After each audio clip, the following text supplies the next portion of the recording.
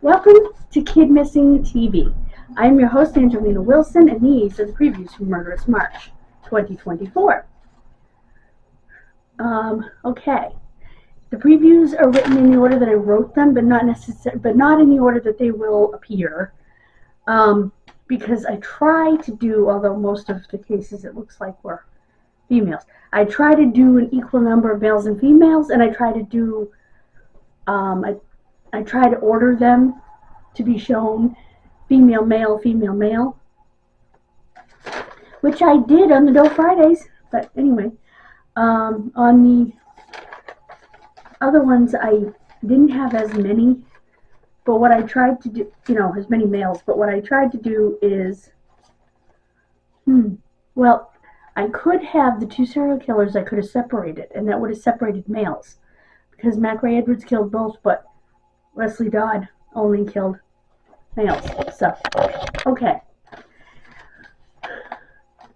Enough chit-chat. McRae Edwards was a child serial killer active from about 1950, from the 1950s until 1970, when he turned himself in for some strange reason.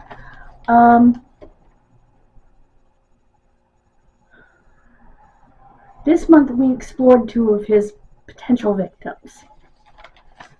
This month, February. So, well, three, but two were cousins that were together. Wesley Allen Dodd.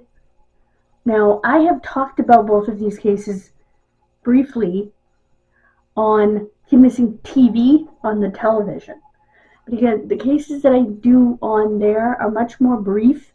Well, were much more brief than what I do here, because I only do one case at a time here, so I'm able to, that's why you'll see cases here that I did there that I need to expound on, because I didn't have as much time. You know what I mean? I have all the time I need doing it in this format with one case at a time. Those all had themes.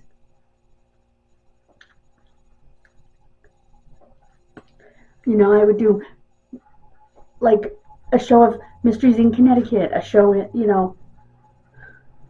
just depended on, anyway, on the cases that I chose. Lisa Kessler was just 20 years old when her remains were found in North Carolina. She was from Georgia. So she was not identified right away. In fact, she was recently identified at the end of last year, I believe, 2023. People were so set on her unique sweatshirt. Her sweatshirt had a depiction on it of a bunch of bunny rabbits doing different things. One was riding a bicycle, and I think one had flowers or something, and one was like running on 2 feet. Well, I guess they do walk on 2 feet, but they kind of bounce. And it was unique.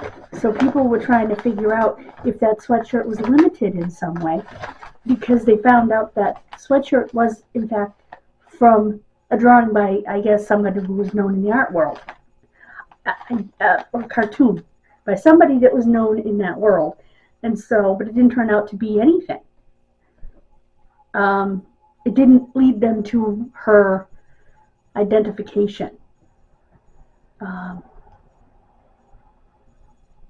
Carol Ann Stevens, the 7th of April, 1959, in Cardiff, Wales. Yes, we're going all the way to Wales for this unsolved murder.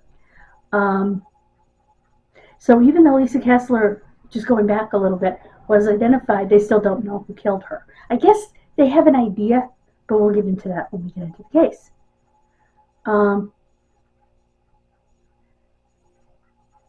Carol Ann was little. Claire Gagnon from Dieppe, I think it's Dieppe or Dieppe, Dieppe, New Brunswick, was 16 when she was murdered on May 24th, 1970. Leah Sousa in 1990 was just 13 when she was killed in Cumberland Beach, Ontario. Yes, we're going to Canada with 2 cases in the month of March. Andy Costanza was just 21 months old, and he was from Imperial Beach, California. Okay, Do you have any idea how difficult it is to look up a case involving that last name? Got lots of Seinfeld references, even in the pictures.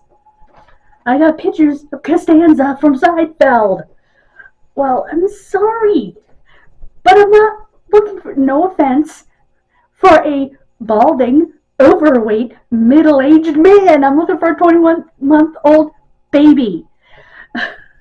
Big difference. And I had a second Carol Ann Thompson, May 10th, 1974. She was 6 years old, from Upper Gwynedd, Gwynedd, Pennsylvania. Her family lived in Philly, but they were there visiting other family, I think. I don't know what the distance is between the two. Now, one of the Carol Anns, and I can't remember which one at the moment because I'm not actually looking at my cases, was also a pain in the neck to look up. I actually think it was the earlier Carol Ann. Yeah, it was the earlier Carol Ann from 1959.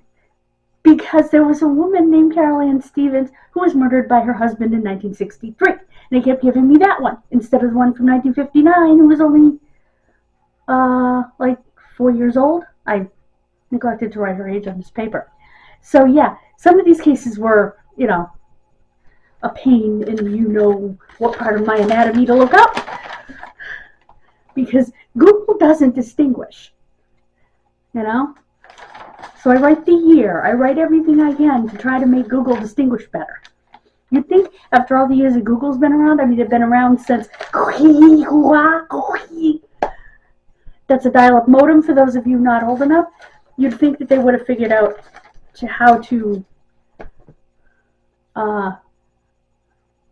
perfect their search algorithm, but not so much.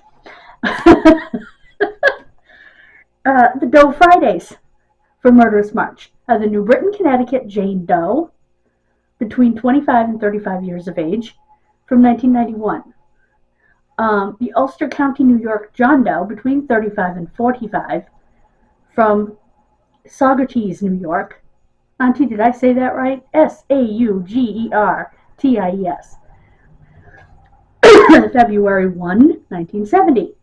The Beckley, West Virginia John Doe, July 23rd, 1972. That's so funny. That was my mother's 18th birthday.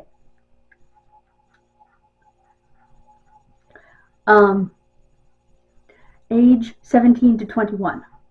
The Philadelphia Jane Doe, age 50 to 70, February 4th, 1963.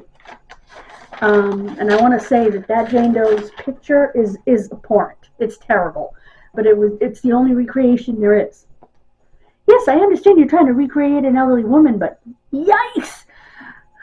She's between 50 and 70. I mean, did she really... I mean, in the picture, she clearly looks 70, 75 years old. You know, you could have done something in between. Not only that, the hair and the... Oh, wow, it was bad. You'll see, because it was the only thing I had to put in the poster, but I wasn't impressed by it, and I believe I said that in the video. Actually, I haven't gotten that far yet, have I? I will mention it in the video how bad it is. So yeah. I had a couple of hiccups with a couple of cases because Google didn't know how to look it up. And because when you put Costanza, people assume, including robots apparently, that you want to find Costanza from Seinfeld. And I don't even know the guy's freaking first name. The character's first name. So, anyway. Thank you for joining me. As I film this, our previews will go up today, which is Leap Day. And this will go up on Friday instead of a Doe Friday. So one of the Doe Fridays, I am not sure, may be pushed back. I don't think so, but I'd have to look. February messes everything up. Anyway, God bless you. Have a wonderful rest of your day. I will see you next time here on Kid Missing TV.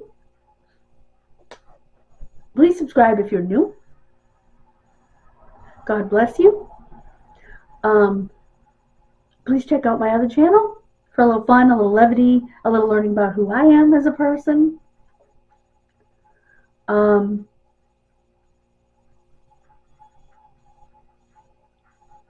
Yesterday's Dough Friday did go up in spite of the fact that I was at the hospital yet again, becoming a frequent flyer. My whole this side of my tongue swelled up. So I went in, I got Benadryl, prednisone. I just took my prednisone for today. Well, one of them. I have to take 3. And I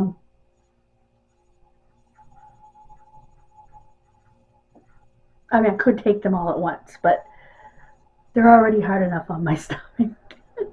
And he wrote it for 3 times a day. So